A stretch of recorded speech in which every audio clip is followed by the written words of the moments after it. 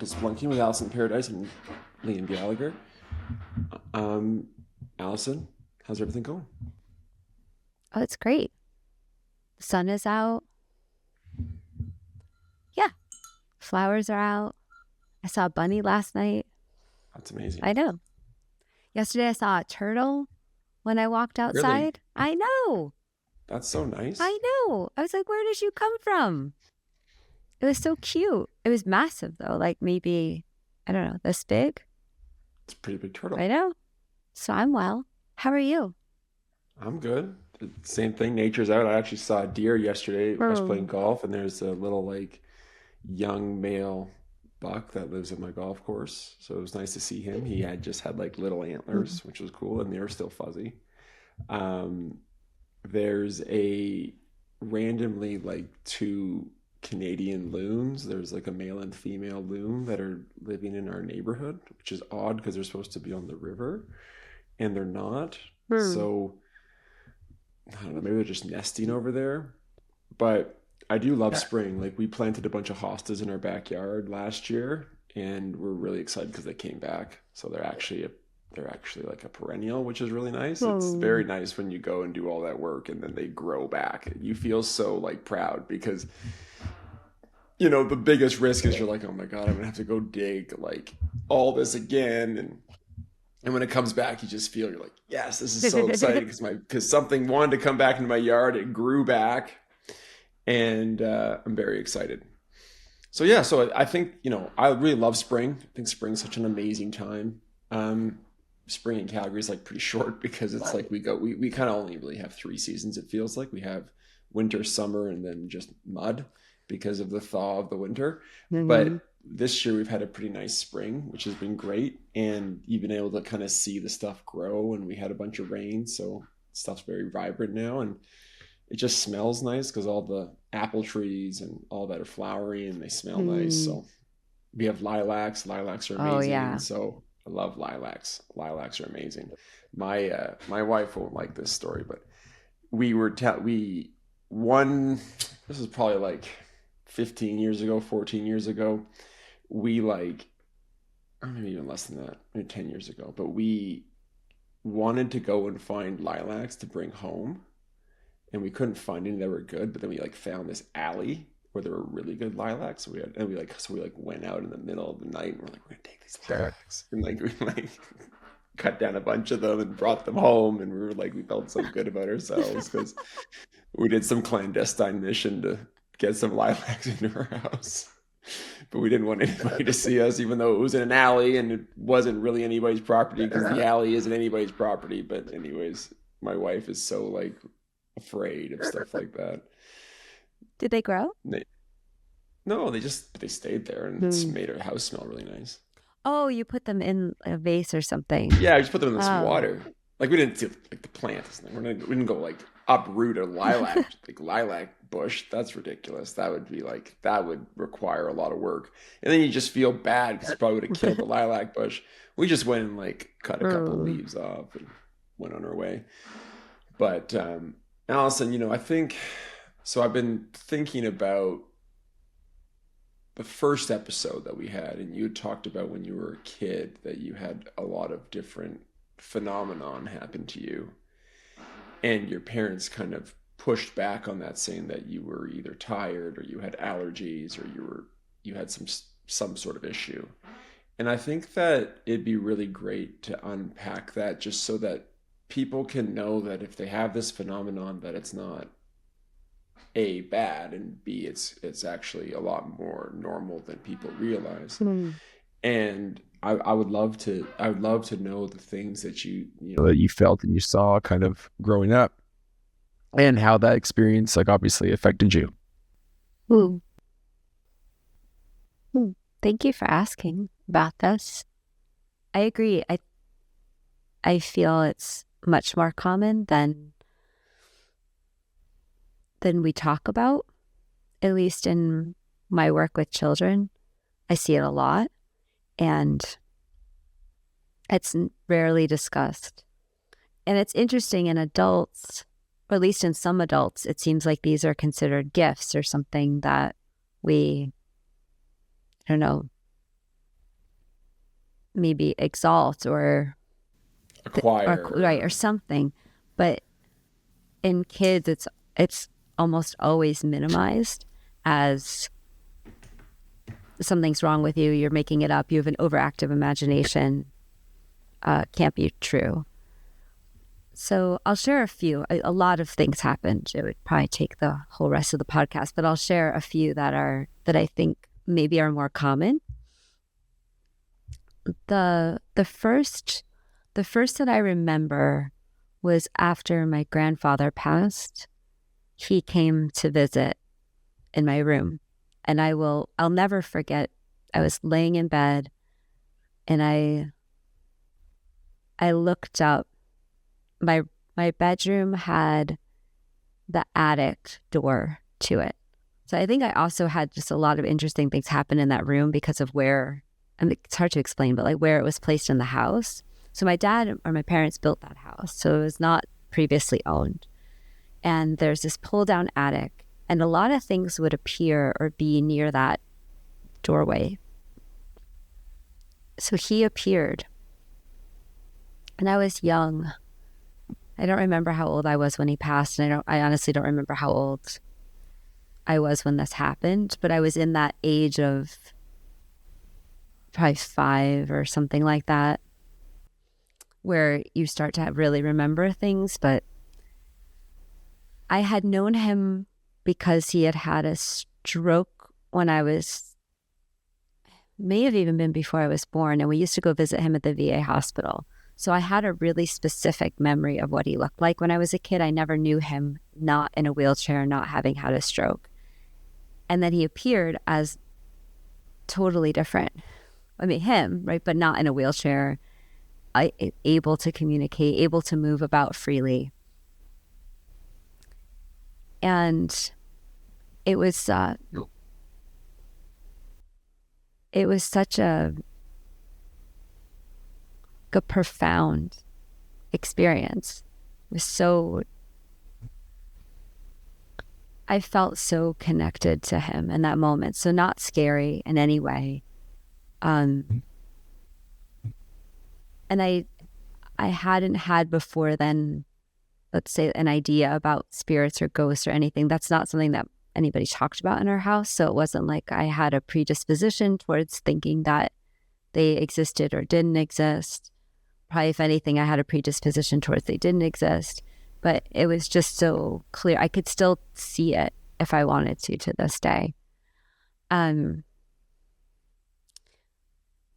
So that happened, and I actually never told anybody about it. It didn't feel like it was for anybody. And this is what I think happens also too as children. We know what's for us and what's to be shared, and so a lot of times things will happen to young kids, and they just don't talk about them. They either don't have language, they know it's just a specific communication for them, something like that. So that was one of them. I also, when I was younger, had I know saying this will seem controversial, and I'm going to use this word, but it might not have been this exact thing. So I would just encourage you not to get stuck in the language of it, but maybe just hear the explanation. For shorthand, I would say a telepathic relationship with my father. He and I could communicate without words across distances. That's cool. Yeah. I actually thought that was a very normal way of communicating when I was younger. And it wasn't until I was older, I don't know what age, but certainly school age, that I learned that was not something that other people had or did. Yeah. And I think did your dad like know that this was going on? Yeah. Okay. And like, did you guys talk about it? We talked about it like in this way. Yeah. Okay. And he seemed like pretty open and was cool about it, or was it more like, get out of my brain, please? No, that was more me as I got older. No. So my dad, so as a bit of a backstory, and forgive me, I can't remember if I shared this. My father So my father, and also I learned later, my father's family have a history of these types of experiences. I didn't know that until I think after he passed. But I had, at least when I was younger, attributed it to the fact that he went to Vietnam for the Vietnam War when he was very young, and he was stationed in Thailand, and he was trained. He was one of the only Americans trained by, and the only American that I think, at least the way he told it, to have ever joined the Thai Special Forces. And as part of the Thai Special Forces training, they do a lot of these types of, I don't know, the sort of like psi phenomenon training that the CIA did, the Soviet Union did, all that sort of thing. So my dad was trained in a lot of that. And he had extraordinary abilities. So That's cool. yeah, so I knew that. So that's why it was interesting. So my dad had these extraordinary abilities, but he also was suffering from severe PTSD from the war. And my mother just thought all of it was nonsense. So, So he was like kind of alone. He was like very much alone. Yeah. In the whole thing. Plus, like, it wasn't like World War II where you came back and everybody like had open arms and they threw you a ticker tape parade and whatnot. Like Vietnam, it was almost like, people were angry and upset and not to mention all the stuff you saw. Like it was, war is, you can't unsee it and you wish you never saw it. So that's got to be really difficult to have the abilities that are definitely not really mainstream and definitely not talked about. And when you do bring it up, people kind of like look at you like, you sound like a Stephen King movie or a book. And then you layer on the war stuff. And I'm sure the training was like also probably somewhat traumatic too. Like there's a scene in The Americans where the Americans, just really quickly, The Americans is about the Soviet illegals program where they sent people to America to like blend in and pretend like they're everyday Americans, but really they were doing espionage for the Soviet Union. And there's this scene where the man, what it was it's remembering back to it, where like he would come into a room and there'd be like a really beautiful woman and he'd have to seduce this person and get a secret from her. But then the next room he went into, it was a man and he had to seduce a man and get a secret from him, but like would have to, and then it just kept going, and it was like very traumatic for him because it was, it was definitely not a normal thing. And so I'm sure that while your dad had these powers, and it's not powers, that's the problem, right? Yeah. You make it sound, let's revert. While your dad had these abilities, there's a somewhat of a burden of having this stuff because it doesn't stop. Yeah. So yeah. Anyways, keep going. Sorry. No. Like everything you're saying is spot on. In fact, as you were speaking, I was starting to cry and thinking about how difficult it must have been for him. She should. And I never really appreciated it. Obviously, when I was young. Why would you? You're like 6. And you're like, hey, I told you in my head to get me a glass of milk and you did it. And then you told me to go mow the lawn and I did it. But you didn't actually have to talk, right? And then our mom is like, why is she mowing the lawn? No one asked her to mow the lawn. What's your dad going to say? Well, I communicated through telepathy into her. We have this connection. And I just said, go mow the lawn. And she said, okay, back, and went outside and just started mowing the lawn. We would talk about it at the dinner table with my mom and my sister, but they never knew what we would say. My dad would say things like, how did you do on that exam, or like that test that we took? Because sometimes if I would get stuck, I would ask him for help. And that's amazing. It's like Who Wants to Be a Millionaire? It's like, call a friend. You had unlimited calling your friend. It was like, you're sitting there, you're writing this. Oh, I can't remember. It's like, Dad, Yeah. who attacked who in this war back in? It's like, oh, it was this guy, and you're like, okay, that was good. And then I would say to him things like, okay, at this time tomorrow, I'm probably going to need some help. So like, would you come in? So we would talk about this at the dinner table. But I don't know actually what my mom thought about it, but she never acknowledged that it was happening. I think she was just having maybe a conversation with my sister or something. So that was a really strong connection. And in some ways, like actually when you were speaking about how lonely my dad must have felt, I can really feel now like sorry, it's going to make me cry, how nice it must have been to have somebody, to actually communicate with, who was at least more understanding and more open. For sure. Well, that's like how I feel about you, Allison. And it's how I feel about my friend Dr. Roshni Daya. It's how I feel about my friend John Estabrooks, who introduced me to shamanism. It's super lonely. Like, this spiritual path is a nomadic path that you meet nomads on the path with. So it's cool because you're all going up a mountain and you're all kind of in your gear. And it's nice when you actually find another traveler, because you realize that I'm not the only one. I might be pursuing it in a different way, and everybody is. There's no, it's like, I feel like the spiritual path is like your own little snowflake. It's like, it's very much yours. Everything can be parallel, but it's not as if I'm going to go on the exact same path as you and you're going to go on the exact same path as me. That'd be boring. But yeah, like it's hard.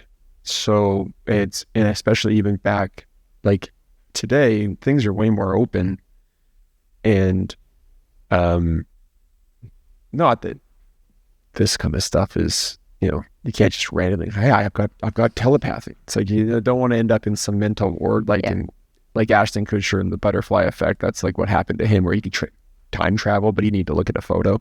And he ends up in a mental ward. It's like, just give me a photo, please. I need to get out of here. And they're like, you're not giving you a photo. He's like, no, why did I end up here? But it's one of those things where it's so nice when you can connect with somebody and share with somebody that, yeah, like what you're going through is a unique experience, but it's definitely not an out of the ordinary experience. Yeah.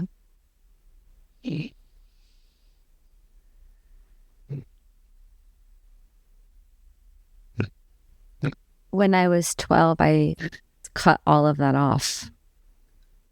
Oh, that's gotta be even harder. Yeah. So I just think about how difficult that must have been for him. It wasn't easy for me, but it must have been so much harder for him in ways I really couldn't. I don't think I can ever fully appreciate. For sure. Like what I see Allison is that you like shut the door and he'd go to the door and he'd be like, it'd usually open and he's like, oh, it's locked. Yeah. And then he's there and he's like, let me in. And then he's like, oh no, I'm not in. She cut it off. Shit. I'm back to being alone. Yeah. And it was all of it, not just that communication, but as much as I could, I cut off. I had memories from him. So that was the one thing that I guess I carried through with me as a like, this was probably real. What are the memories? Because they were so vivid and so clear, and I knew they were his memories and not mine. So wait, so you guys had like he could share what his memories were? Oh, that's crazy. Okay, so like in Dune, the Bene Gesserit, so the Bene Gesserit, any Bene Gesserit would have to do a sharing. So what the sharing would be is two Bene Gesserit women would put their foreheads together, and that the person who was sharing the stuff, so they're doing the transfer, would bring over all the memories that she had. So like, you know, okay, whatever. So like when the Bene Gesserit started, it was just like one person's memories so it was two people's memories. And then, but you know, you go out like 1,000 years or 2,000 years, right? It might be like 100,000 people's memories, or 200,000 people's memories, or 1,000,000 people's memories, right? So it's actually like, it's like a huge catalog of memories. And what I always say about fiction is that it's not really fiction. It's just written down there for you to think it's fiction, but it's also meant to be written down there to be like, whoa, okay, this is actually real. This happened in my life. So it's nice for me to read down and then be like, oh shit, you guys had shared memories. That's so cool. That's like what the Bene Gesserit did, and it's real. And it's like amazing. Yeah, it's very powerful. But like, could you see like all the stuff he's like, all the war stuff? Oh man, that's like, Yeah. that's heavy.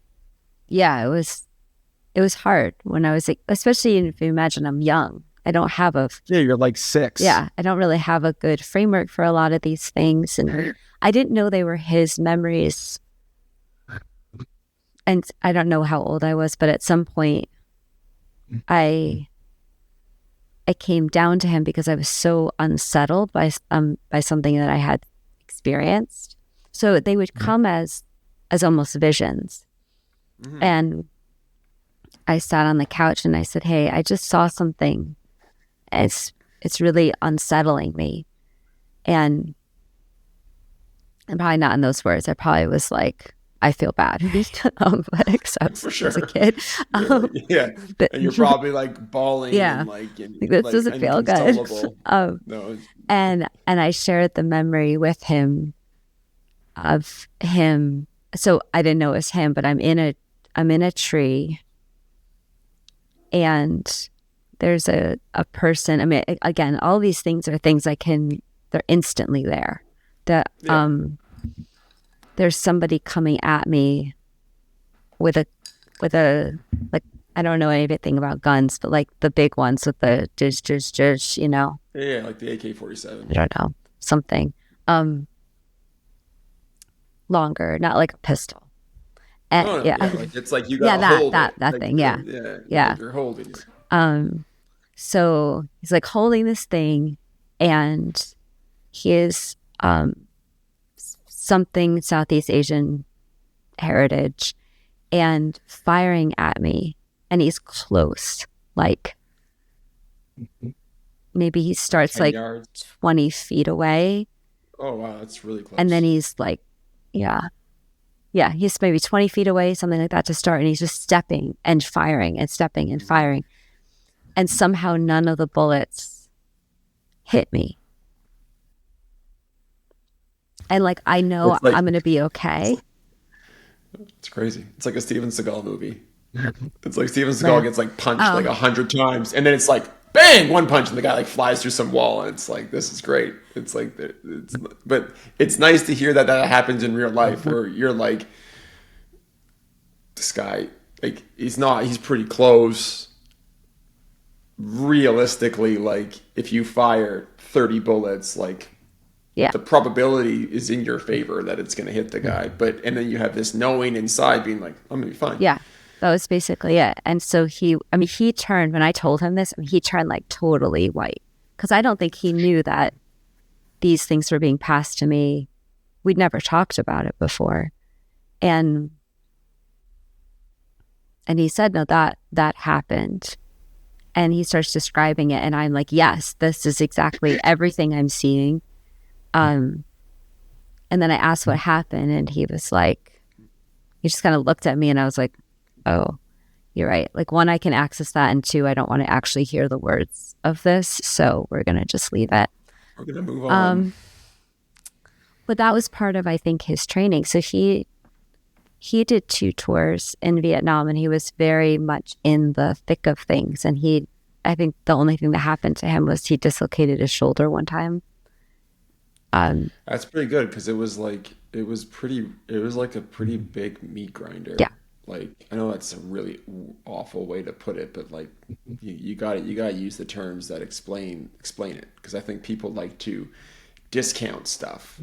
It's like no, it was a full on meat grinder. Like I think it's like there's something like 300,000 North Vietnamese that are essentially unaccounted for. They have no idea where they are, and there's 50,000 Americans that they just don't know. They're like they're just missing in action, and they dropped more tonnage of bombs during the Vietnam War than they did in all of World War II, which is shocking. And um, and it was a brutal war. Like with World War II, you at least knew who was the civilian and who wasn't. It was like there were Yeah. like not rules, but like there were like kind of rules. It was like okay, like you're gonna dress up in an army fatigue. You're gonna, we're gonna have these like rules of engagement where we're not gonna use these kind of weapons and da da da da da. Whereas in Vietnam, it was like you just went into a village and you had no idea. And the Americans were dressed in fatigues, but the North Vietnamese and the Viet Cong and et cetera, they weren't. So it was it was very difficult, especially for an American or someone who was fighting with the South Vietnamese because you had a real tough time figuring out like, am I firing at my own people? Am I not firing at my own people? Um, am I going to walk into a village and in the minute my back's turned, these people are going to pop out of a hole and shoot me? Um, and on top of that, like I don't think any American even really wanted like any American who was drafted didn't even really Yeah. like no one wanted to be there. So it was one of those things that was just it was just an extremely unfortunate series of events that transpired over a span of 10 years. Yeah, it was horrifying. Horrifying.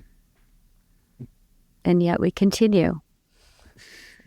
Hey, someone's got to make money. So It's I a very would, odd concept.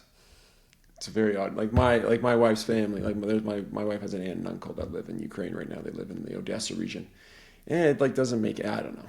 It's a very odd thing. It's almost as if like like these countries are like, well, we produce the shit, so we might as well use it. Like might as well just we might as well blow it up. Like what use is it in a warehouse? Then you have to kind of take a step back and be like, okay, like outside of some people making money, that's like a pretty obvious thing. I don't know. I always kind of wonder, like, what are we fighting about? Like, what are we like? And it doesn't matter. Like, I think in Sri Lanka they had a war. Like the Buddhists and the Hindus had a religious war. oh yeah, it And doesn't.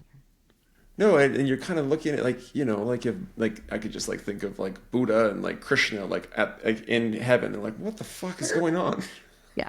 like like this is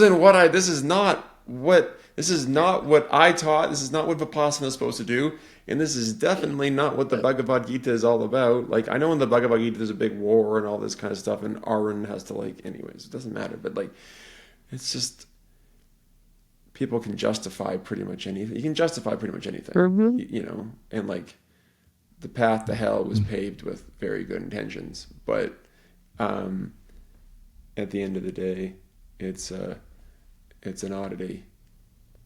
It's a very odd thing that we do. We're very good at inflicting pain on one another. Yeah. That's for damn sure. Yeah. Anyways, So that, um, and then I would so say that, oh yeah, so when you walled yourself off at 12, yeah. and so the question that I have for you, Allison, is so you kind of walled yourself off when you were 12. At what point did you realize that you should reconnect with it? Well, some of it stayed even in spite of the walling off. I wasn't, because again, I'm still really young and nobody's taught me. It's not like I have formal training on any of this. I just No. like, I don't want this anymore. Which works And, for a lot of it, but not all of it. and the universe is like, that's Yeah. great, but this is it's still gonna stick with you. So there were a lot of the knowings in particular, that stuff stayed. So, um, like knowing my grandmother had passed before we got the phone call, knowing um that something would happen in advance of it happening. Mhm.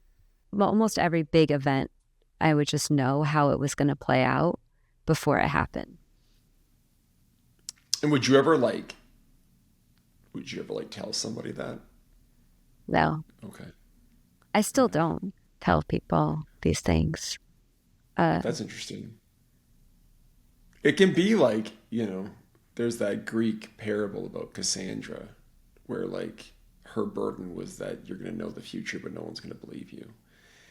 And that's a horrible bit. That's like a horrible, that's actually like not cool, but it'd be, not saying that you should do this, but I'm just saying it'd be interesting to see if anybody actually believed you because I'm sure some of the stuff you see is just so, like it would hit home so hard that people may not want to know. Maybe you don't even want to know. Like maybe you see it and you're like, oh my God, I didn't want to actually see that. the last time it happened was a couple years ago, when right before my grandmother passed, Hmm. and I did call I asked my mother and I called my aunt, and I said, "Hey, I had this feeling. I actually had a dream, and it was very clear." And I said, "Grandma's not well. Like she's going to pass." And they were like, "She's fine." So, because she was at home and she was in the hospital, everything was totally fine. Um, Everybody was like, "You're wrong," and Hmm. I was like, "Okay, I'm just telling you," but whatever. Yeah, no, I'm not. Yeah, Yeah, exactly. This isn't. I'm not trying to like cause drama. I'm right. just being like, this is what's going on. So whatever. And then yeah, I think she within 3 days she had died. Um, Crazy. So like, it wasn't as if it wasn't as if like it was like you saw it and then it happened like a year later. It was more like you saw it and it was like, boom, yeah, crazy. yeah. I mean, I felt like it was such a gift that I got to see her in that way, and so I was kind of like, I was more just saying like you might want to have that experience to be with her before she passes. It was less of a like be concerned and more of a like here's an opportunity, spend some time with her. Um, but in any case, yeah, usually people don't listen anyway, so it's fine. Um, so some of that stuff stayed, and then it really wasn't a choice when it came back.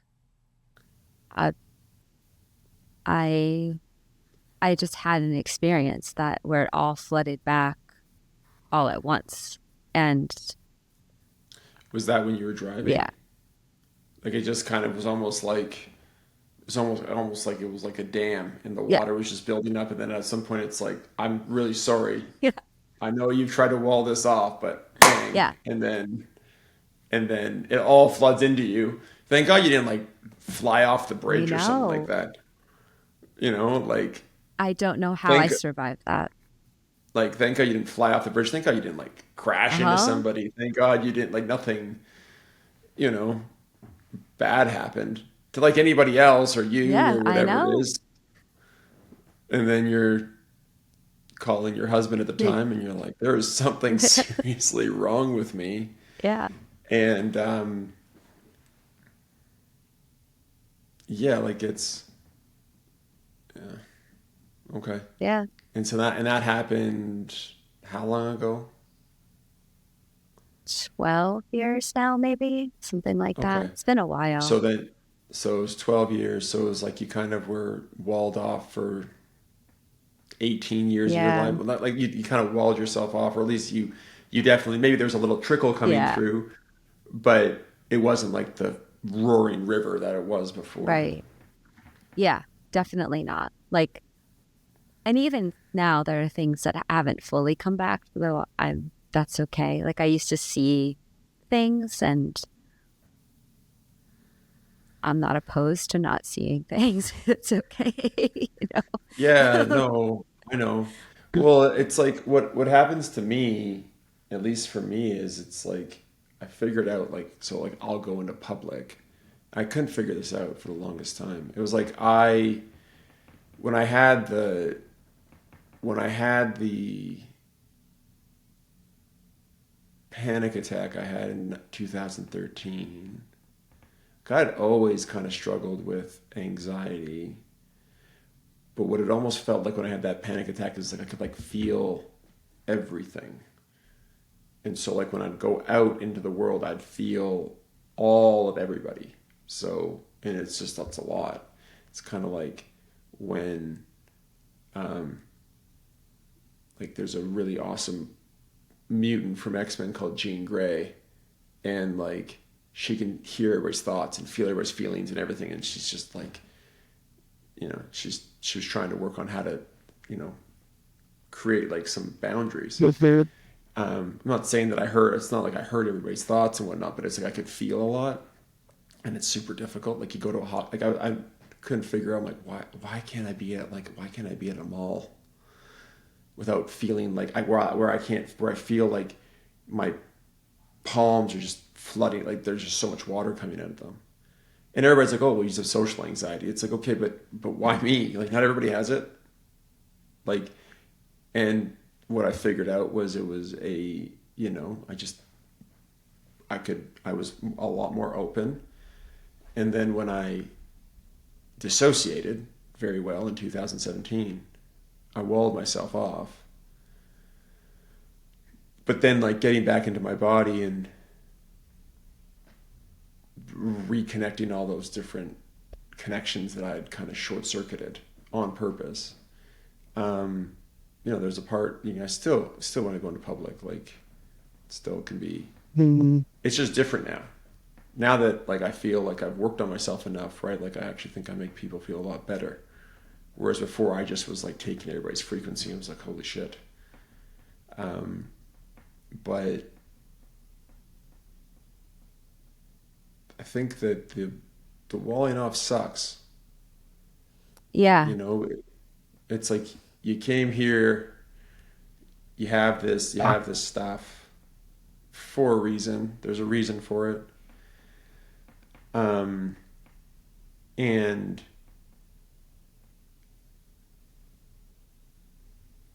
whether people are going to agree with me or not, if you wall it off, I guarantee you're going to have to come back and experience not walling it off. So you might as well not wall it off.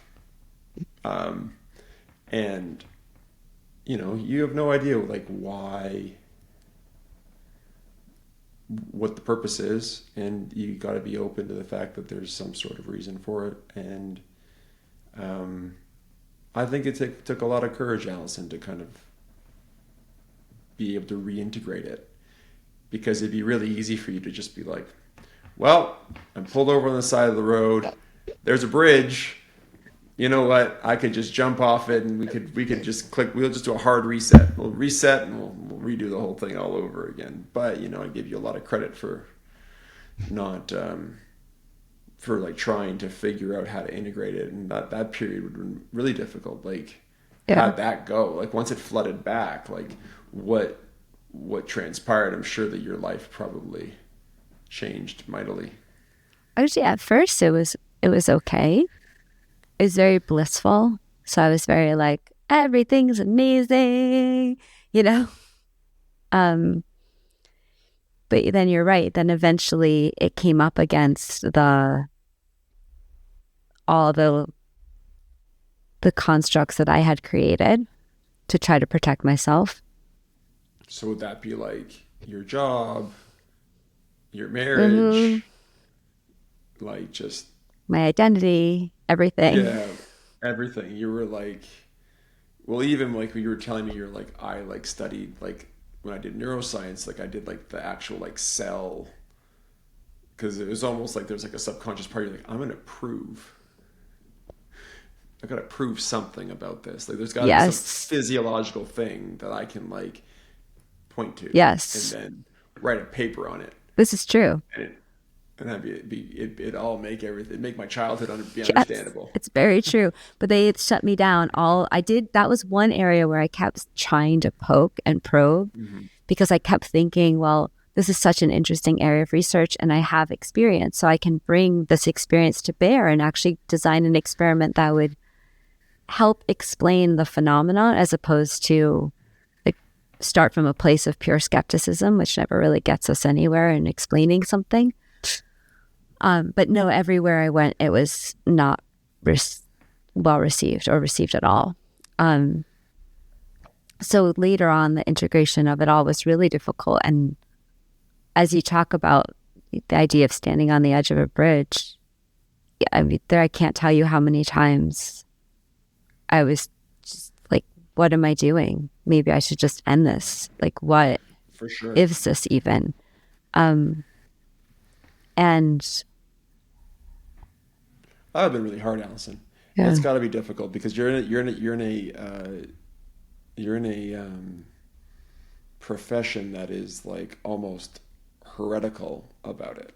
yeah, Like it's almost like they've created a religion, and it's really funny. Like when you hear politicians, it's like we trust the science. It's like that makes me think it's a religion now. It makes me really scared when people say stuff like that because first of all, like science is about heterodoxical thought, and the only way we've moved forward in life is by disproving old science because the old science was wrong. Like a great example of that is, like you take a person like Galileo who was like the world is not flat, and then the Catholic Church is like you need to come out and you need to tell everybody that you're wrong, and he did, which is really sad, but he's right, because he saw something that was different. But the powers that be were like, no. It's no different than what you're going through, what you went through, where it was like, hey, I've had this stuff happen to me. I've had this phenomenon happen to me. I'm not the only one that has this yeah, phenomenon happen to me.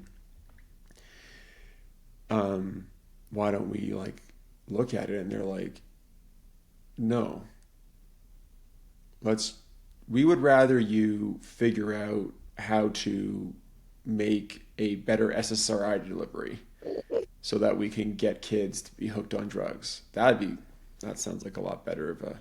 It's kind of like that thing. That's kind of like that scene in The Good Place. It's like, oh, you want me to sell fake medicine to old people? Great, I can do that. And it's. Well, I will say, having been in it first, I'm not sure was Galileo flat Earth guy? I thought he was No, Earth no, around. Galileo.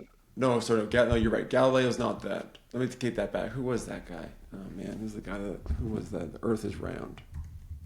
I thought he was sun around, or Earth around No, the you might be. sun, You might be. No. but maybe he was also Uh, that. Okay, while you look, I'll share something about at least a perspective about science. Is that it wasn't always like this, and that I feel like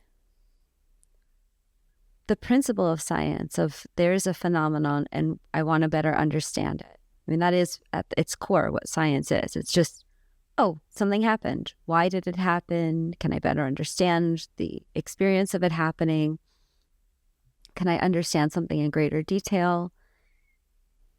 Is, at least from my perspective, really useful. It's almost mirroring the inner work in an outer external way. Sorry, really quickly. Yeah. Galileo said that the Earth was not the center of the universe. That was it. Yeah. That's my see. But yeah, no, it's my fault. He said that the Earth wasn't the center of the universe, and then they made him recant it. Yeah. And they put him on house arrest, and then he was like, "Shit, this sucks." But it takes real courage, especially, to push into new frontiers. Mm-hmm. You have to be a true individual, and all of the great minds that were true individuals. Mm-hmm. But it's also a dangerous thing because the powers that be sit there and say, well, we can't control this person, so we need to find a way to remove this person. And as you saw with Galileo, the church essentially removed him. Yeah. It was like, no, the Earth is the center of the universe, and we're going to move on, and you have to recant it, and you have to be on house arrest. And that's just the way it's going to be. Yeah. I feel like one of the things that's really hampered science, modern science, is the the fact that we've become so fixated on quantitative metrics for things, and that absent that, without that, there's a lot more room for pure experimentation, pure discovery. But if you constrain everything by specifically quantitative metrics, then you really can only move in so many different directions. And the funding gets tied to quantitative metrics all the way from every place that grants it. There's almost nobody, even now, I run a nonprofit. There's very few organizations that will just say, here's money, go do the thing you say you're going to do, right? Almost everyone is like, tie it back to some metric that I could then prove to myself that I gave you money for a good reason. And that constraint, it makes it almost impossible for there to be any sort of experimentation or creativity or something novel to emerge under that framework. It's almost impossible. So I just say this to say, yes, I understand that a lot, like there's a lot about science that is like a religion. And this whole framework makes it almost impossible for people to do anything interesting. Well, and I think that the other thing too is that you've had I think the funding part's the problem. Like there's no one just doing science. There's no one just doing science in just a creative manner where you're just kind of screwing around trying to figure this out. Like if you think about the Manhattan Project, right? That was true discovery because you had the theory of quantum mechanics, which is a theory, right? There was a whole thing where they thought they were gonna, if they detonate a thermonuclear bomb, that they'd actually engulf the atmosphere, like the atmosphere would essentially set on fire. And there's a great scene with Hans Bethe who's just like, Keller's wrong. And he's like, the chances of there being atmospheric ignition is near zero.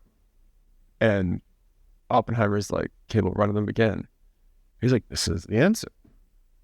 And so anyways, you fast forward in the movie and he's talking to General Groves and they're like taking bets on what it's going to be. And then Fermi, who ran the Chicago part of it, was just like, are there any bets on like the atmospheric, like whatever it is? And then everybody's kind of laughing.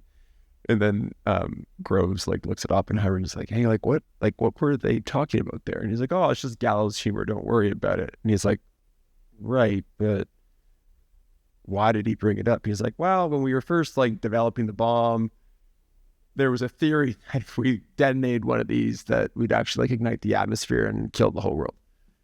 And he's like, okay, like what's the probability of it? He's like, well, it's like near zero. He's like, near zero? He's like, it's the best you're gonna get. What do you want? He's like, zero? I want zero. And where, there's this like creativity and they're trying to figure this out, right? Whereas now, right, you take like obviously like the obsession with data metrics, and that's actually not just a science phenomenon. It's like a lot of phenomenon. Like it is percolated through our whole entire world in a way that's essentially stifled. You can use sports as a great example of this whole analytics movement, but it's destroyed a lot of sport. Like if you look at the analytics movement in baseball, they either want you to hit a home run or they want you to get a walk because they just want you to get on base. And then the defenses have all shifted around to figure out like how to like do that. So you either just see home runs or it's kind of taken the beauty of the game out of it. Same thing with the NBA. It's like, we either want you to just work on shooting a 3-pointer or like doing a dunk. And, I think like NBA viewership was down like 40% year over year because it was just boring. And there's lots of people talking about how this sucks. Like, it's just not, like, it's not a fun thing to watch because you want there to be spontaneity. Yeah. You want people to be creative. Like the reason why everybody liked Michael Jordan was because he was creative. the reason why everybody liked Kobe Bryant is because he was creative. He did a lot of creative things. And when you stifle the creativity in search of just a number goal, you just goal seeking. Yeah. It's like you just go into Excel and you say, goal seek this. And when the funding's tied to it, because I'll be really crass here. It's like Hershey, asks some chemist to do a experiment that shows that chocolate's not bad for you. And it's like, we need this number, but we'll give you $200 million. So then the scientist is kind of in a catch-22 because he's like, well, I need to work, but this is a shit experiment. And, you kind of get to a rat. Yeah. Yeah. And a lot of basic science, what they call basic science, which is the more pure discovery work, is severely underfunded. I mean, and now it's basically gutted. But it was always severely underfunded because it wasn't clear how it was going to lead to some measurable outcome. How are you going to monetize it? How are you going to quantify it? And yeah, so then it's no surprise that then this is the situation. But I don't think the heart of most scientists is in that space. I think the heart of most scientists is to experiment and play. And I think if you gave people funding without tie to all of that, you might get a lot more interesting things coming out of it. For sure. And then we segue back into sci, and it's like you understand why they don't want to do it. Mm-hmm. Because they're like, well, how do we get people to want to invest in this? Mm-hmm. Like, how do I go to my donors and get them excited about it? It's you know who Kinsey was? Mm-hmm. So there's a movie about it. He's played by Liam Neeson. And there's a scene where I think Liam Neeson's at this like really wealthy, I think he's at Rockefeller's like house or something, like a Rockefeller's house. And like he's gonna lose a lot of his funding, and he's like essentially begging this guy for money. Like this, like he's like a peddler. Mm-hmm. It's so sad. It's like unbelievably sad. And like he was doing something at the time that was controversial, but at the time anything new is controversial. Yeah, exactly. So like if we're just going to do things that are uncontroversial, then we're actually going to go nowhere. Yeah.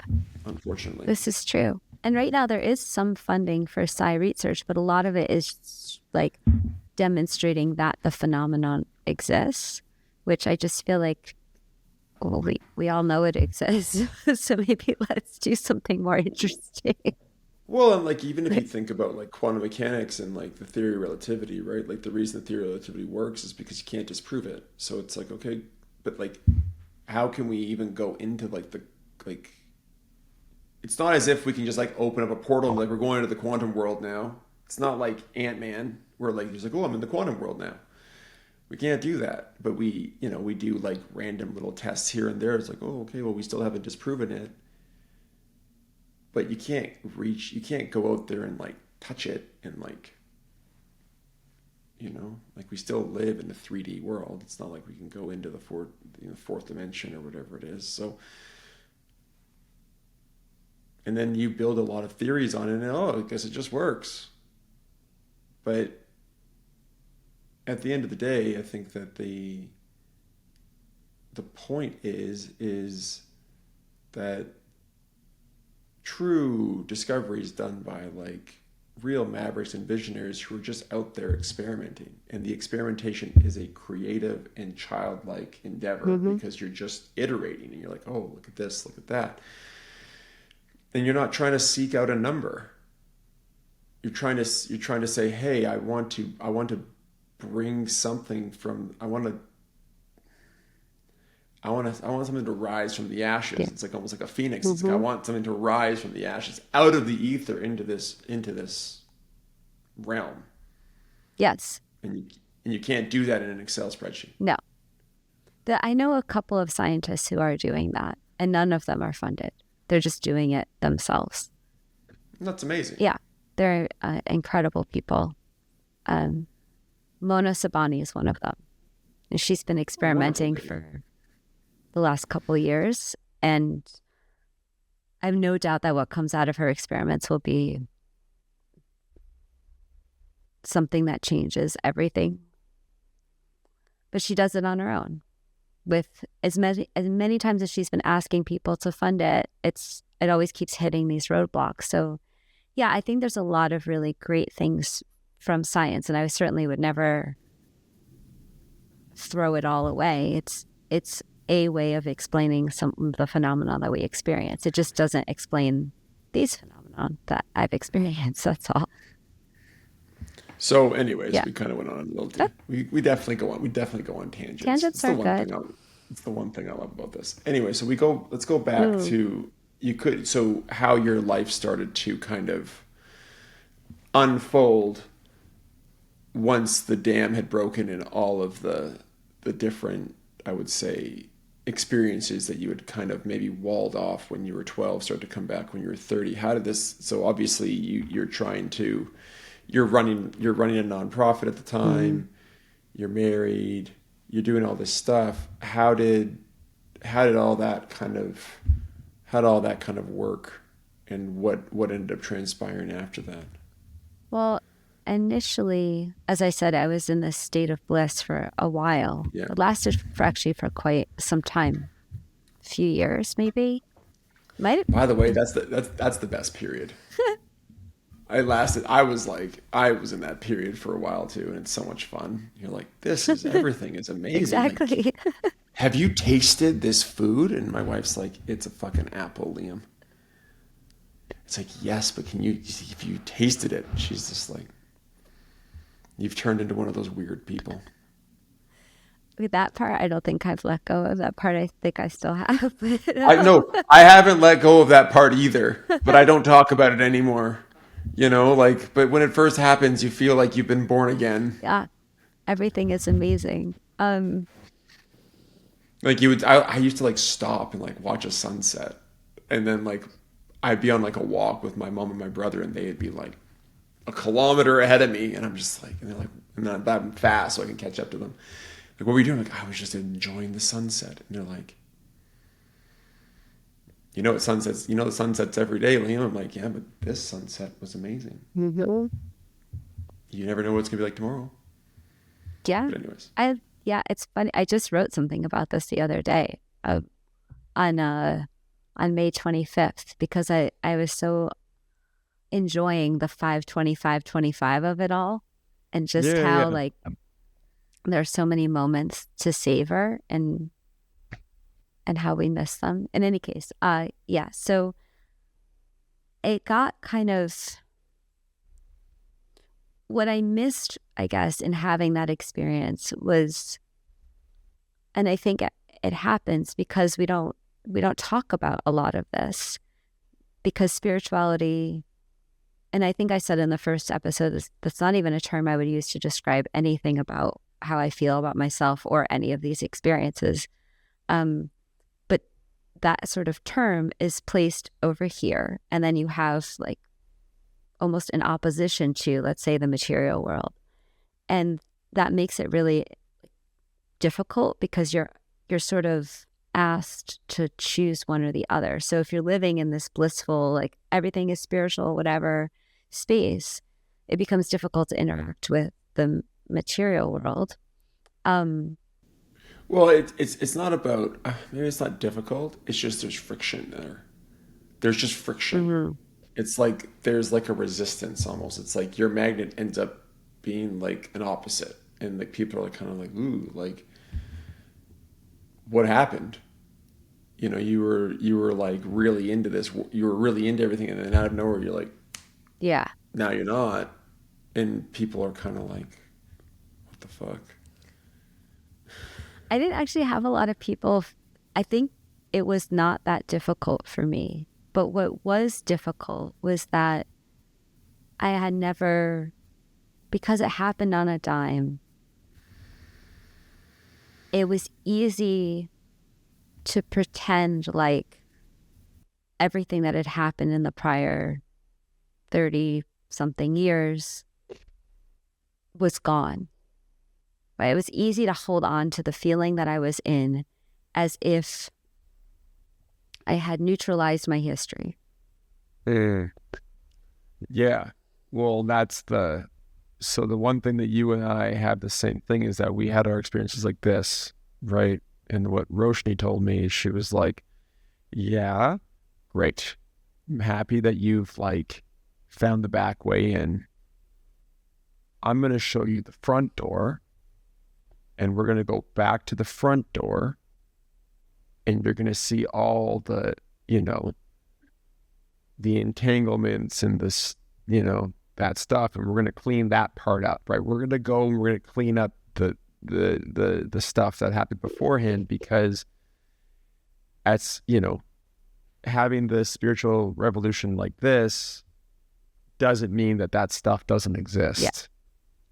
And the longer you go without dealing with the stuff that exists, it's kind of like it's like you've created a new dam. Mm-hmm. It's like you've walled that part off yourself. Look at that. This is better. Like, we're just going to look forward. Exactly. I'm not going to look backward. Yeah. And then you actually have to go back and actually start to unpack it all. Yeah. That part was really difficult because I'd been in that space for maybe 3-4 years. And everything was, I love you and I love everything and everything's great and da da da. And then, and it wasn't what's hard is it's not that that's not true. It's just that it sits alongside of all of the other thoughts and ideas I'd had about my history. And I was just going up to people and being like, I forgive you for everything that happened and I forgive myself, and like, but doing nothing to actually earn that, Well, and exactly. And it's, yeah, like you can't skip the steps. Like, there are like real steps. And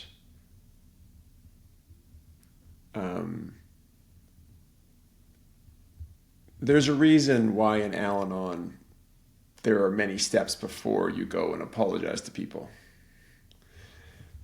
Because people just want to like get through that, but in reality, you kind of got to clear it all up first. And then when you go to that person to apologize, there's such a level of sincerity there, because not only are you doing it like not only are you doing it for them, but you're doing it for you too, because you've moved past whatever that event was. And you need to kind of get to all the core parts of it before you just go apologize. Because this happened to me, where you're apologizing to everybody and they're just like, I think you are fucking crazy. You walk around like there's like you're in like super slow-mo, and you say all this outlandish thing, and like, I don't feel the same way as you, and whereas when you come to someone, there's like a knowing that you've already done the work. There's like this knowing. I know this. I wish I could back to the quantifying thing. It's like, I wish I could tell you how much work there has to be. I don't know. Everybody's different. But for me, when you start to do you go from the front door, you start to like really clean all that up. When you do, you actually can figure out immediately when the person you need to go see, what you need to say, and what you need to do. It's not just some blanket like, I forgive you. It's almost like you're like Jesus Christ. It's like, you are like saved because I was saved, and I'm going to give you the saving that I've, and everybody's like, okay, but when you show up to that person, it's like, hey, remember when this happened and I said this and da da da da. You know what? I was wrong for these reasons, and I'm really sorry. And maybe they remember, maybe they don't, but you at least know on your end, you're like, okay, I've cleaned that part of myself up. I've dusted it. I've done whatever I need to do. Whereas when you're doing it before, I did this too, you still have all the cobwebs there. And somehow the other person knows you still do, because there's still an entanglement there. Once you break the entanglement between you and that person, they are still left with cobwebs. They have their own stuff they have to work on. But when you break that entanglement and you work on yourself, there's no re-entangling when you're going there. But when you go to someone when you already still have an entanglement with them, well, all you're doing is now you're just both spinning at the same time, even when you're apologizing. Mm-hmm. Yeah, I didn't know any of that.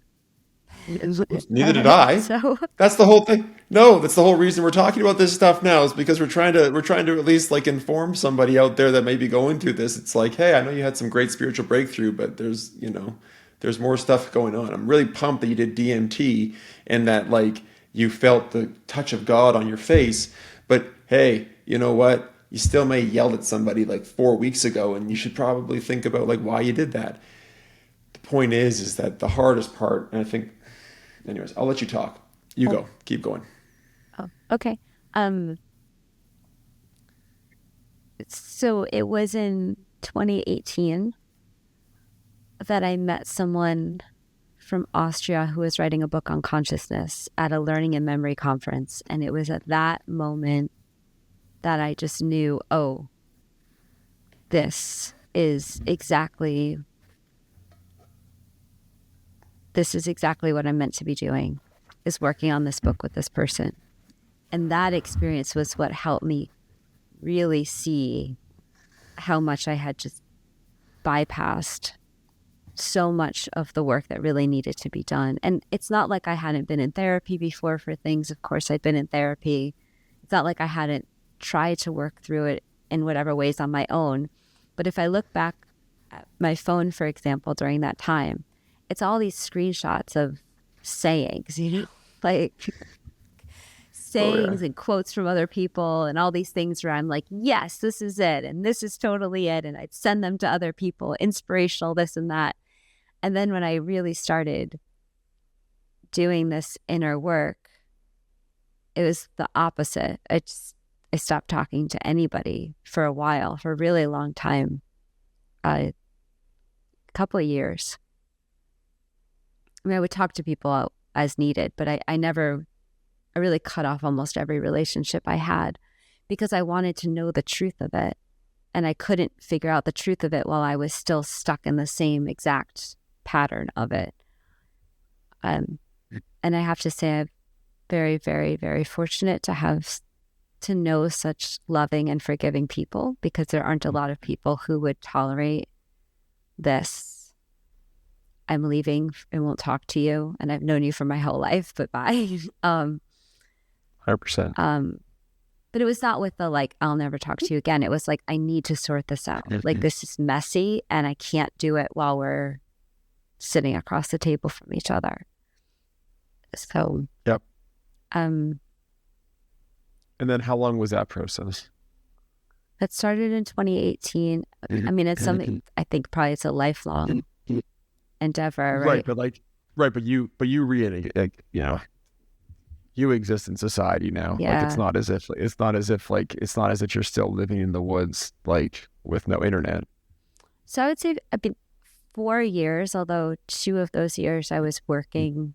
I was still working, but I had cut off a lot of friendships, and I stopped speaking with my parents.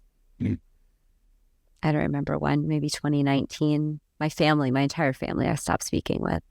And not from a place of anger or I'm not talking to you, but really because I was just like, it's so saturated. Our interactions are so saturated with the past that I can't figure out what is true, what's me, what's you. I just need separation to actually figure it out. Yeah, so I would say like 4 years, maybe. Okay, so from like 2018 to 2022. Yeah. And like, what happened? Like, obviously you're not doing what you were doing before. No. I'm assuming. Oh, no. Yeah. So I left the work I had been doing, although I had wanted to integrate a lot of this into that work, because what I had been doing before was in sustainability and science. So I was really interested in specifically helping people understand why they were behaving the way that they were behaving. So this happened well before I started doing the inner work, well before maybe around the same time as that epiphany, I'll call it, but I felt strongly that us that so much of our behavior was on autopilot as humans. And I felt like something greater could be achieved if we were not on autopilot all the time. So Oh yeah. this The was drift, true. the drifting is Yeah. tough. Yeah. So I thought, well, let's take this idea of sustainability in science and use this approach of questioning, well, why do we do things in the lab the way that we do them? And could we come up with different ways of approaching our experiments that might be more sustainable? And sustainable being not just looking at through the lens of environmental sustainability, but sustainable from all aspects. Like what actually is best for us in our experiments. And so that core concept obviously is what I was applying beyond the lab to myself of why do I do the things that I do? Is this really true? Is this what's most beneficial in this moment? That level of awareness transcends laboratory spaces. But the board was really not supportive of moving the mission into that space. And I understand that not everybody was moving in the same Well, direction in the same way, right? that's the hardest part, I think, that from like the internal versus external work. I always find that the internal work happens like maybe not at the start, doesn't feel rapid, okay, but it is rapid. But it doesn't feel rapid because it's like, you know, when you go in the side door, but then you leave and you come in the Yeah. front door, right? It's like I use it like as a workout, right? It's like doing one push-up was like the hardest thing in the whole entire world. And then you kind of do that, and then you do two, and it's the hardest, and then so forth and so on. And you're like, now you got to like 1,000 push-ups, but like to do 1,001 is really hard.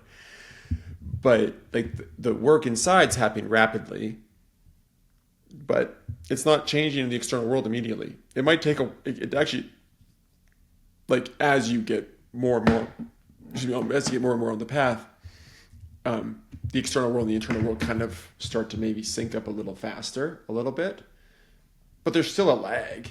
Like, there's always going to be a lag, but especially at the start, like there's a huge lag. And like I'm doing all this work, and like I feel like my relationships are worse. I feel like I hate my job. I feel like my boss wishes I was different. Like, and by different was who I was 2 months ago. All the friends I have still invite me places, but it almost feels like they don't want me there because they want the person that they would go and watch the hockey game with 2 months ago. Because now you don't even want to talk about hockey. You want to talk about how the hockey game's an organism, and that the game, and they're just like, dude, I just want to drink my fucking PBR and watch the game and disconnect. And if you're going to talk about this fucking organism again, I swear to God, I'm going to kick you out of my basement. And you can go home. And so the hardest part is that when you start changing the internal world, your vibration shifts. So all the people you knew, so you look, your parents, that's like your parents are the only ones that are kind of like set in stone. It's like they're on the game board in stone, and the things like in like the board's made of stone. It's like they're there, you can't move them. They're just stuck there. So they don't get a move. That's a very difficult relationship to deal with when you start to change, because they're just like, well, I knew you like this and da da da. Mm-hmm. But then your friends are actually friends and colleagues and business associates and all these types of things. They're actually interchangeable. So you start to shift your vibration, so the new people randomly show up, and the old ones maybe they leave or they don't leave. It depends. But it's stark at the start, because everybody's like, you're like, what they're really saying is, they're like, you used to be vibrating at this and now you're vibrating at that, and I don't really like this vibration, actually. Like, I want you to move away. Go away. Bring in Kevin. He vibrates more like me. Like, get him to sit here. And it's hard because you're like, I'm doing all this work. I'm crying a lot. I'm deep. I'm hyperventilating. I'm walking in the woods. I'm going up the trees and being like, can you fucking tell me the fucking answer? And, maybe he even talks back. I've had to talk back. Um, and then you go into the real world and it's like, it's still the same. If anything, it's like it's almost rejecting me. Mm-hmm. It's like the old world's rejecting you because you've rejected it. And now you've got to go find a new thing. Mm-hmm. But it's hard. Yeah, it is. It's very, very It's no difficult. longer everything is awesome. Nope. It's almost as if that was like a veneer that you start to like wipe off and it's like, oh no, it's coming off. No, don't come off. And then it just starts to go away on its own. You're like, no, I want the rainbows again. Where are the unicorns? Where's all the stuff? I want to be on the yellow brick road again. There's no more yellow brick road. Like, please come back. And then it's like, you're just stuck in this like, I wouldn't call it darkness. You're just like in a space alone. And then what happens is a door will open and you'll see some skeletons. You're like, oh my God. And the skeletons will talk to you and be like, remember when this happened? Yes. We need to deal with that now. You're like, great. You're just waiting for the rainbows to come back. It's making me think of the Lego movie, which is like my favorite movie. Oh, it's a The great Lego movie. movie and then the Lego 2, where they sing Everything's Not Awesome. But that Yeah. doesn't mean it's hopeless and bleak. No, it's not hopeless and bleak. That's the lyric. It's not hopeless and bleak. Yeah. Yes, I agree with you. It's not hopeless and bleak. I totally agree with the Lego movie. As you're speaking, it kind of brings to mind something that I think I've been asked quite a bit, which is a really fair question. So what's the point? Like, why do this? Because, I mean, you can say like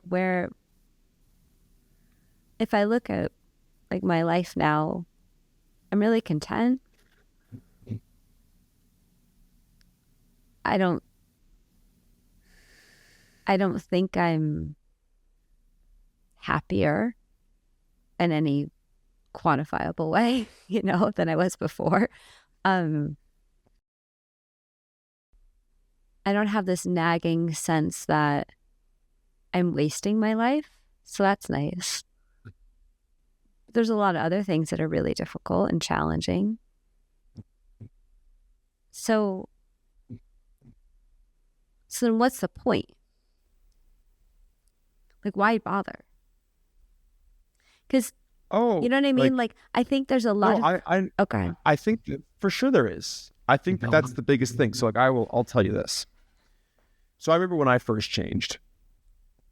First started to like say, hey, I'm going to do this. And I remember my wife was like, she said to me, she's like, well, I want the old Liam back. And I was like, okay, so you want the old Liam that's just sad and miserable and anxious and like not very happy and, not content. And do you want that person back? Oh, well, when you put it that way, no. I said to her, that guy's gone. He's never coming back. Because I don't want him to come back, because I want to move forward and I actually want to like transcend all that. So I will agree with you. I'm way more content. I'm not trying to sit here and say that, everything is awesome, but I think the biggest thing you get from doing the work is you get your conscious, subconscious, and unconscious currents to align. Your conscious current is the weakest current, period, full stop. That's why people are kind of like, well, I think I'm going this way, but I got divorced and I essentially feel like I'm married to the same person that I just divorced. Why is that? Well, because your subconscious and unconscious currents are way more powerful. They're going to take you where you're going to go. And so when you can start to do inner work and look within, you can start to see, oh, okay, I need to polish this part of the mirror, or I need to polish that part of the mirror. Oh, more light comes in. Oh, okay, so then you start to feel a little bit more aligned in your life. I remember the shaman that I worked with, Wade Perpich, I went to him and I was like, man, I feel like like I really need to like do this with my life. I need to figure this stuff out. Da da da da. Like I actually don't want to die. Like before, I was like, I could die easy. Now I'm like, no, I don't want to die. And Wade's like, man, isn't it wonderful to have a life you want to live? Yeah. No shit. Yeah. So that's why. At least for that's my why. Mine is different, but I really like yours. You go. What's yours? I want to know what's possible. Oh, I love that. I feel the same. I love that. And I feel like every time I'm held back by something, I don't get to know what's possible. And it feels for me very true from when I was a kid. Like this is very me from when I was much younger. I remember distinctly being, and my mother remembers this too, so she was paying attention to this conversation at the dinner table. I think because I got really frustrated at one point, and at some point, You guys had family dinners? oh yeah, we always had family dinners. Oh yeah, that was like Had to happen. that was definitely during the week. No, Every maybe on the weekend. oh wow.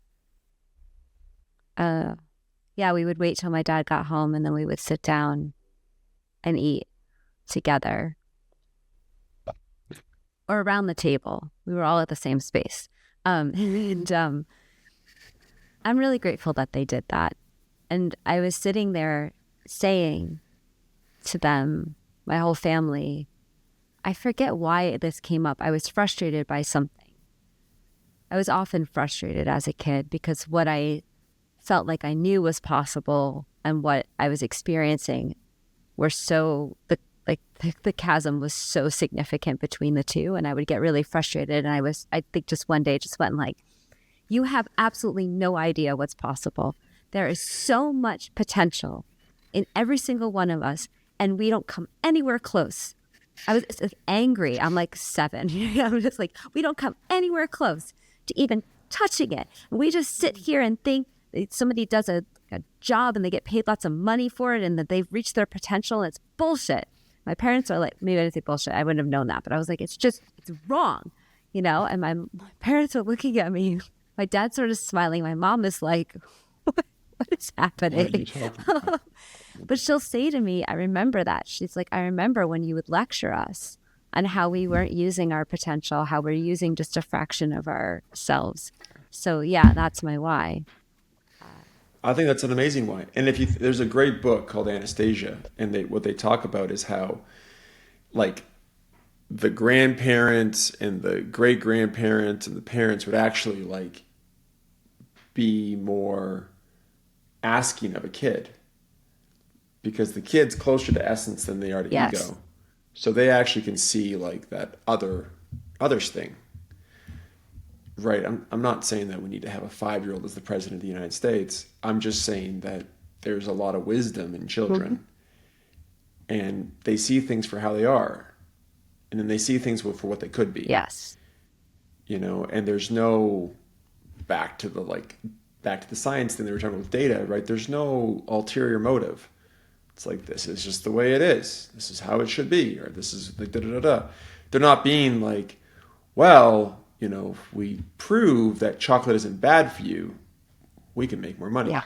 Or like, if we prove that, if we can get some data on this, and we do a regression analysis and we get an R squared, and then we can like publish it in this like great journal, and like we'll get like a field medal. Kid doesn't give a shit about that. No. The kid's just like, because the kid's still connected to everybody, and they haven't severed that connection. Not that you can sever it, but it's just like you can definitely dampen the volume of it. Yeah. Yes, this is. Go ahead. I have a question for you. Sure. So when you weren't talking, so you spent you do a 4-year period where you kind of cut everybody off. Like, your dad was still still around. So did you still connect with him via your like little ability, via your connection with him, or did you just kind of just not?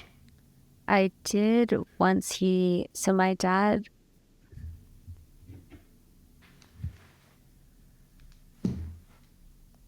sorry, I want to be careful what I say because it's his story, right? And I don't want to share No, no, no, no, no, his no, no. Like, and like, story. if you don't want, if no, no, I don't want to share his story. But no, no, I'm just asking you if you like still I connected with did. him. He, at some point he Just had dementia. And so talking to him in this way wasn't possible anyway. fair enough. Although, I mean, it was interesting. He would talk to me and I would know everything that he was saying and I would translate it. But then it was the same thing to your earlier question of people listening. They would hear the words and say, that's not what he's saying. And I would hear the words and say, no, this is what he's saying.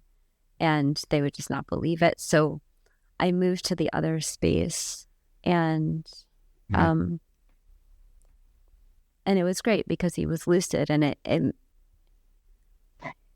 I think about that a lot when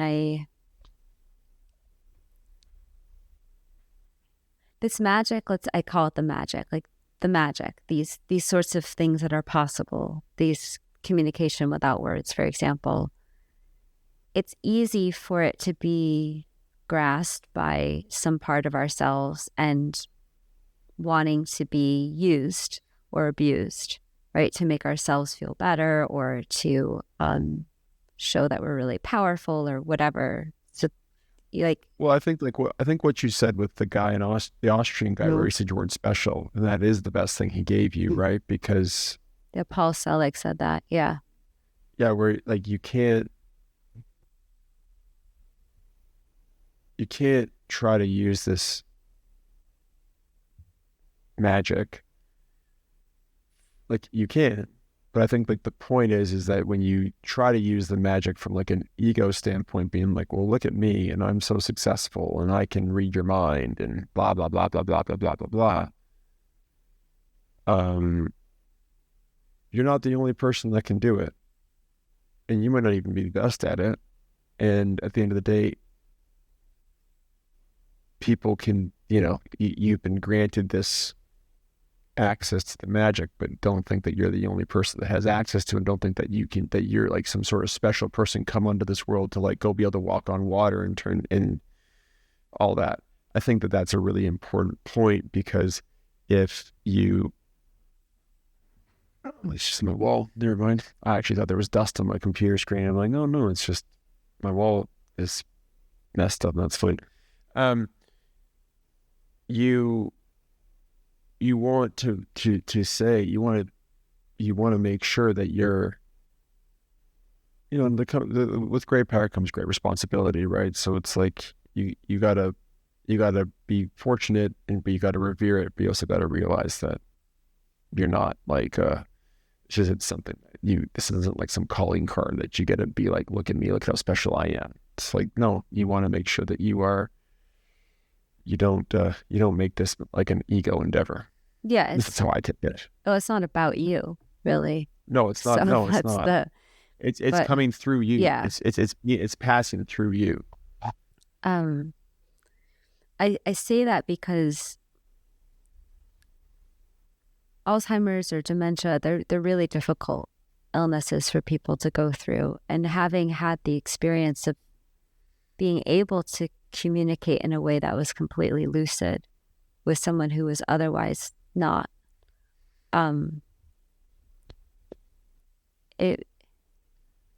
there was a part of me that felt like,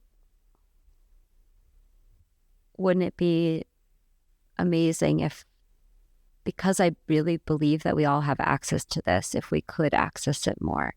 Like there's so many parts of life that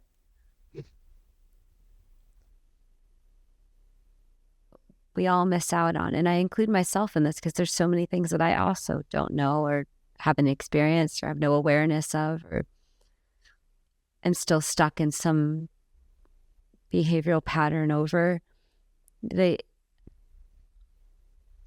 Yeah, that was a really special almost more so than when I was younger, Oh, like, for sure. It easily. Well, and I'm sure that it was like great that you like opened the pathway back up because I'm sure it was like horrible to go through what he went through, but at least he had that outlet to be like, okay, like at least I have this other bridge that I can go yeah, across and you know, not have to. You kind of can like have that kind of spiritual and human experience at once, where you're like, okay, I can have the spiritual part, kind of like Mount Analog, where you're like, okay, I'm going to be down on the hmm, in down here, but then I can go back up here. yeah, yeah. Thanks for asking those questions. No, like they're interesting. Um, I think that that's the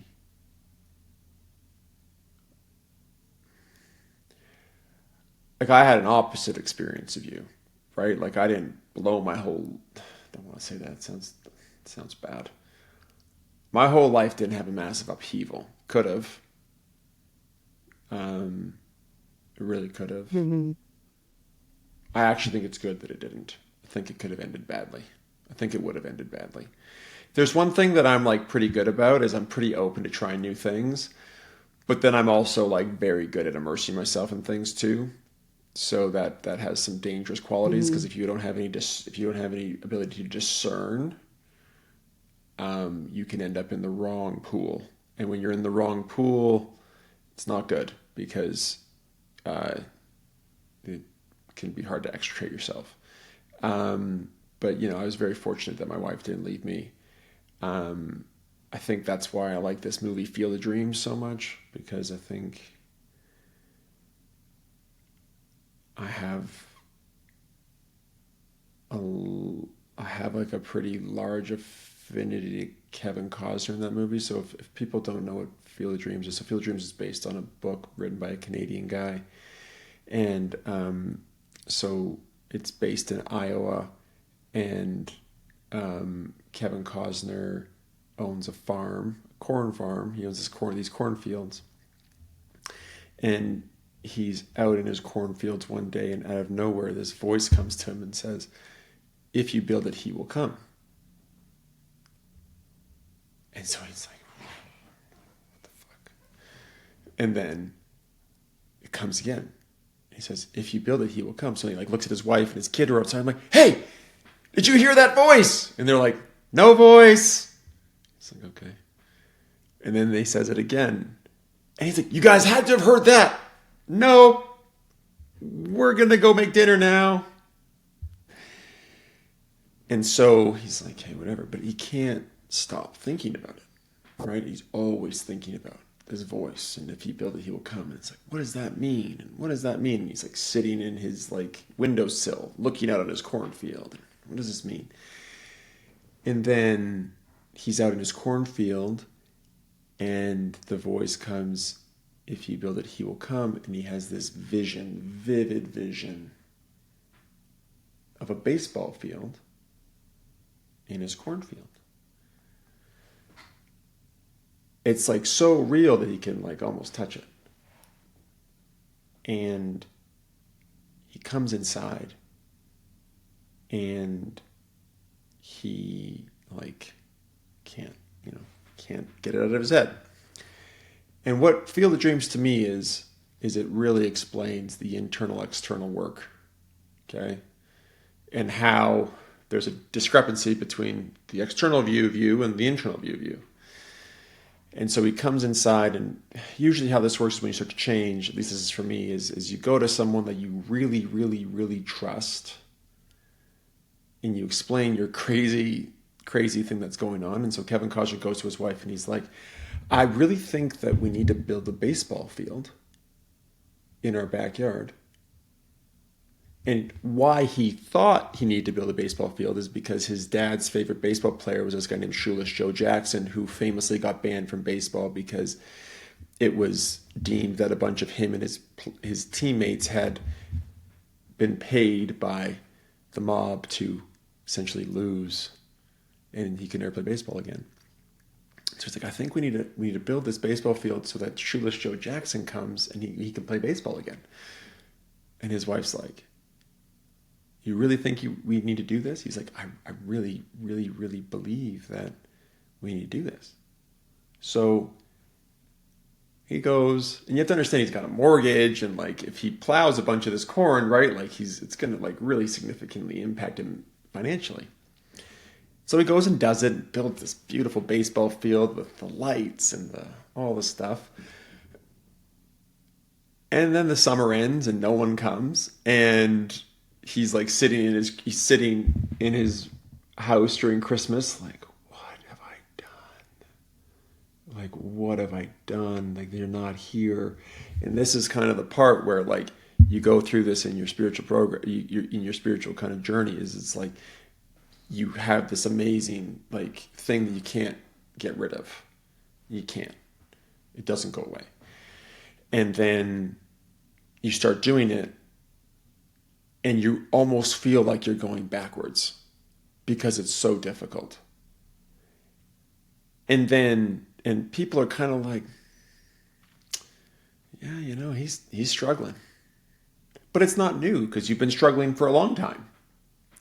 And so then in the movie, that spring, he's outside, and out of nowhere, Shoeless Joe Jackson comes out of the cornfield into the baseball field. And he's like, holy shit, it's Shoeless Joe Jackson. And Shoeless Joe Jackson comes up to Kevin Costner and is like, can I play here? And he's like, yeah, I built it for you. He's like, can I hit? I'm like, sure. And so he's like throwing some pitches, and like they're not very good, and he's nervous. And Shoeless Joe Jackson's like, I want you to put the ball right here, and he does it. And he hits it way out of the cornfield, and Shoeless Joe Jackson's just like, okay, I'll see you later. And he like goes into the cornfield, and he just disappears. And him and his wife are like, what the fuck? That was them. And he disappeared. So now you have two people who believe your change, because she believes your change. She thought you were crazy, but she's like, this is real. And you believe it because you're happening. And obviously they have a little kid, and the kid's like, hey, whatever, I saw the Shoeless Joe Jackson person too. But then he's like going out into the world, and people are like, there's the guy that mowed his cornfield down. It's like, I heard you mowed your cornfield down to build a baseball field. Why would you do that? And he's like, well, whatever. And then like he goes over to like some guy, and he's just like, hey, like when you're out in your cornfield, do you ever hear voices? Oh my God, you hear voices out there? And he's like, you don't? He's like, no. And then everyone's like, oh my God, he hears voices now. Not good. Nope. Can't be hanging out with that guy named Ray. And so, but then, as the movie progresses, he gets more messages. And there's this one message that he gets where he's like, I have to go to Boston. I got to meet this guy named Terrence Mann, and I need to help him. And so, but now like his wife's like, well, no, like we're fucking almost bankrupt. My brother showed up being like, I need to buy your farm because the fact that you plowed a bunch of your corn is hurting you financially, and I want to bail you out because you're my sister. And he's like, yeah, that's fine. But I need to go to Boston, and I don't really give a shit about this fucking bankruptcy thing. And then he tells her, he's like, I had a dream that I was at Fenway Park, and then she's like, oh my God, and this is what happened, and this is what happened. He's like, yeah. He's like, you had the same dream? I had the same dream. She's like, I guess you got to go to see Terrence Mann. So it's like, they're like, you know. So then he goes, and his whole life's falling apart away from him while he's with Terrence Mann, and then he's got to go to another thing where he's got to go find another person, and even Terrence Mann's just like, I'm even getting chills thinking about it. He's like, you saw the scoreboard change? And he's like, I did. And he's like, oh, I need to go with you. And he like goes, and then whatever, he like picks up this kid on the way because he wanted to like, he got a message saying to ease his pain. And so like he thought it was about his helping this guy who like only played baseball once. And then they pick the younger version of this kid up on the way back to Iowa, which is like crazy. And they get there, and like there's this huge baseball game happening. And he's like, "Oh, this is amazing. There's all these people here, and like there's baseball happening." And then like the kid walks onto the field, and Shoeless Joe Jackson's like, "Hey, like why don't you like play?" And it's great. And Terrence Mann's like, "Oh, it's Shoeless Joe Jackson." And everybody, right? But then the brother shows up, who's trying to buy their farm, and he's like walking through the field, and the baseball player's like, "Dude, what are you doing? Like, we're trying to play here," and he can't see them. He almost gets hit by a ball, and he's like, "Ray, you need to sell your farm. It's over. You're bankrupt. I bought your bank. I bought all your debt. Da da da da da. You need to sell." And then the kid pipes up and was like, "No, we don't need to sell this thing. Like, people are going to come. They're going to come from all over the country to pay us, and they're going to pay." And then Terrence Mann's like, "Yes, they're going to pay you $20 to feel like a child again." And anyways, the brother like picks up the kid. And is like, "What are you talking about? What are you talking about?" And then she falls, and then she starts to choke because she was eating a hot dog. And then the kid who they picked up on the thing, there's this like barrier where you can't cross over the barrier. And the kid crosses over the barrier, turns into this older man. The older man's a doctor, saves the girl, and then Kevin Costner's like, "Well, I'm really sorry." Like, he's like, "No, I wanted to just have like one at bat, and I got my at bat." And anyways, it was like an amazing thing. And that's not even the best part about it. Anyways, the brother is like, "When did all these baseball people show up? How long have they been here for? Where did this man come from?" And then he looks at Ray. He's like, "You can't sell the farm." And Ray's like, "I know I can't sell the farm." And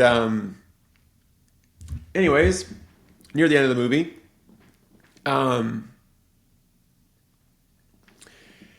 he realizes that. Sorry, this is emotional. I love this movie. He realizes that, he talks about how he had like a really shitty relationship with his dad, and his dad was a baseball player, but like when he had him, he was like a shade of who he was. He realizes that the catcher who was there was his dad. And the whole movie is about him building this baseball field so that he could play catch with his dad like one more time. It's like the most amazing movie ever. And it explains the like full circle of him changing and doing all this stuff, and then his dad like comes and plays baseball with him. Like, how amazing is that? So, it's hard to change because you're kind of alone, and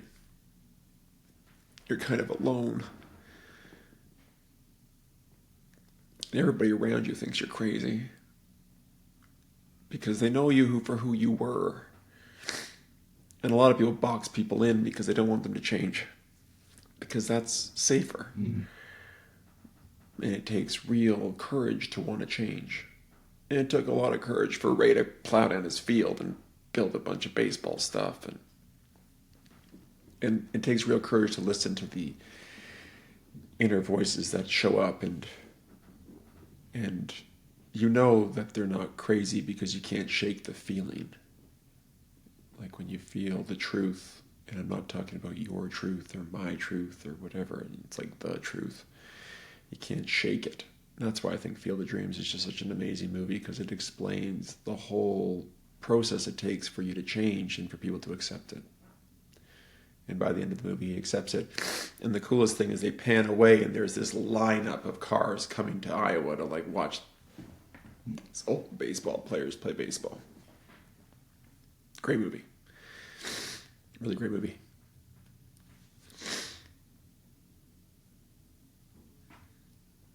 So yeah.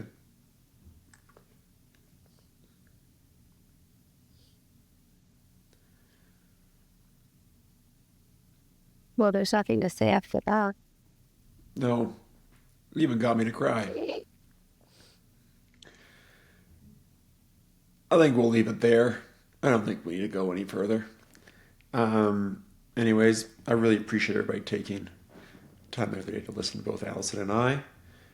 Hopefully, we've been helpful. Hopefully, this is helpful for you, and we'll have another episode out in a few weeks, and really, really look forward to sharing that with you. And I hope you have a wonderful time in the meantime. So, thank you guys so much. Thank you.